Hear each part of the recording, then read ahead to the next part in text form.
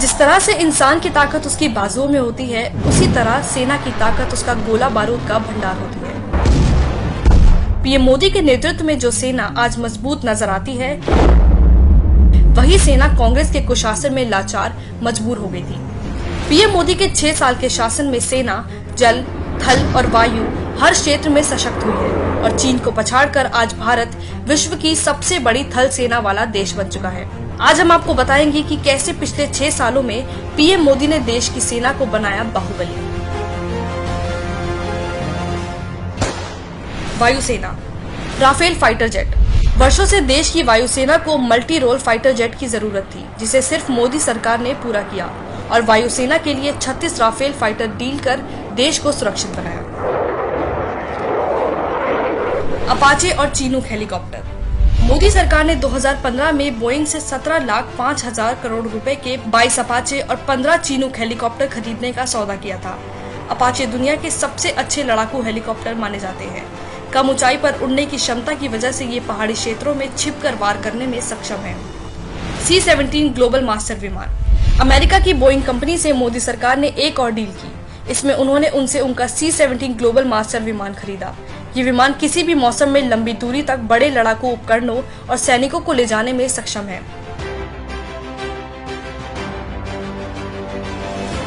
हारोप drone.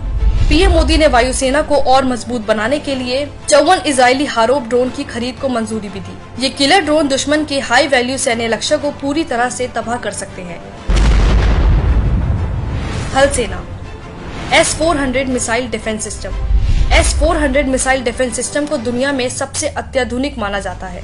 PM Modi 40,000 crore रुपए खर्च कर इस मिसाइल डिफेंस सिस्टम की 5 रेजिमेंट को खरीदकर देश की सेना को मजबूत बना रहे हैं। T-90 tank. मोदी सरकार ने 464 T-90 भीष्म टैंक के लिए रूस से 13,448 करोड़ रुपए का समझौता किया, जिसके तहत नए T-90 टैंक अपग्रेड होंगे और इन्हें भारत में ही बनाया जाएगा।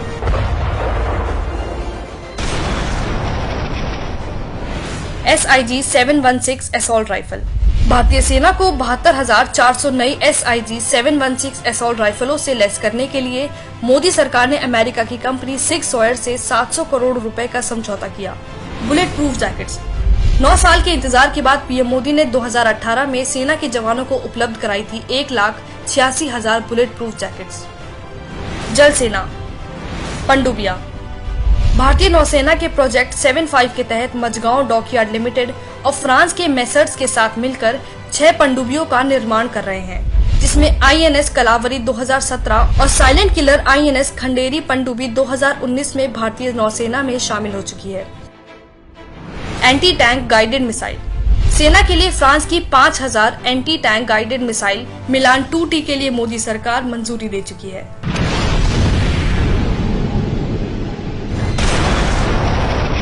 सेना को सशक्त बनाने के लिए पिछले 6 सालों में मोदी सरकार ने सेना को ये हथियार देने के साथ उनको अपना काम करने की पूरी छूट भी दी, चाहे वो दुश्मन देश को उसी के भाषा में जवाब देना हो या फिर सेना को देश की रक्षा करने के लिए हथियार खरीदना हो। मोदी सरकार ने सेना के हाथ हमेशा मजबूत किए, जबकि कांग्रेस ने हमेशा उनके हाथ रोके।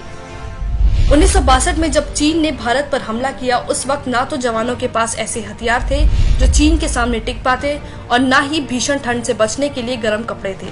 उस समय सैनिकों को पतले कपड़ों में माइनस के तापमान में युद्ध लड़ना पड़ रहा था। इतना ही नहीं, कांग्रेस अगर समय रहते मिग जैसे फाइटर जेट को अपग्रेड करती रहती तो देश में मिग फाइटर जेट बार बार क्रैश नहीं होते। 1971 से 2012 के बीच 422 मिग दुर्घटनाग्रस्त हुए, यानी हर साल 12 मिग दुर्घटनाग्रस्त हो गए, जिसकी वजह से दुर्घटना में 171 पायलटों को शहीद होना पड़ा। कांग्रेस इतनी निर्दयी हो चुकी थी कि बुलेट प्रूफ जैकेट के लिए सेना को 10 साल इंतजार करना पड़ा। जब बात राफेल फाइटर जेट खरीदने की आई तो कांग्रेस ने हाथ खड़े कर दिए। Because of the shortage of money, this financial year don't expect any finalization of the agreement. Congress सरकार ने देश की सेना को अपंग बनाने का कोई मौका नहीं छोड़ा, जिसको बताने के लिए पूर्व सेना अध्यक्ष जनरल VK सिंह ने मनमोहन सिंह को चिट्ठी भी लिखी थी। चौंकाने वाली बात का पर्दाफाश करती हुई इस चिट्ठी में लिखा था कि आर्मी के पूरे टैंक दस्ते के पास जरूरी गोला बारूद की भारी कमी है। इसके साथ हवाई सुरक्षा के लिए इस्तेमाल में लिए जाने वाले 97% हथियार और उपकरण पुराने पड़ चुके हैं। थल सेना के जवानों के पास हथियारों की कमी हो गई है। उनके पास रात में दुश्मन से लड़ने की क्षमता की भारी कमी और इसके साथ लंबी दूरी तक वार करने वाले तोपखाने में पिनाका व स्मर्च रॉकेट सिस्टम की भारी किल्लत है। मगर कांग्रेस ने उनकी बात को अनसुना कर दिया। कांग्रेस के पास देश की सेना के लिए पैसे नहीं है, लेकिन भ्रष्टाचार करने के लिए पैसे की खदान का पता सिर्फ कांग्रेस को ही पता है।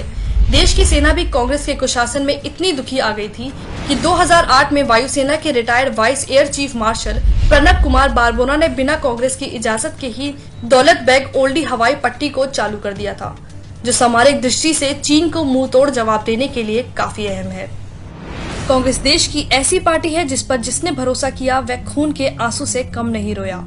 देश की सेना और जनता को हर समय निराश करने के साथ धोखा भी कांग्रेस देती आई है। राहुल जी ऐसे 10 उंगली के नागते थे, 10 दिन में कर्ज माफ कर दूंगा, लेकिन अभी इन्हें कर्ज माफ नहीं किया है। संकट में जनता और सेना का हाथ पकड़ने की जगह कांग्रेस उसी हाथ को काट देती है और दुश्मन देश के साथ हाथ मिला लेती है।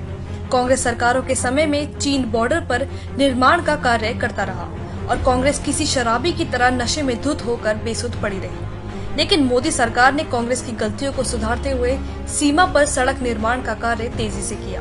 LAC के पास पुल और सड़कों का जाल बिछा दिया, जिसका असर ये हुआ कि भारतीय सेना चीन को उसकी भाषा में मुंहतोड़ जवाब दे पा रही है। देश की सेना शुरू से सशक्त और मजबूत है, लेकिन कांग्रेस ने अपने स्वार्थ के लिए देश की सेना को हर मोर्चे पर नकारा साबित किया। अब समय आ गया है कि ऐसी देशद्रोह पार्टी को जड़ से खत्म कर देश की सेना को मजबूत और देश का ऐतिहासिक गौरव वापस हासिल किया जा सके।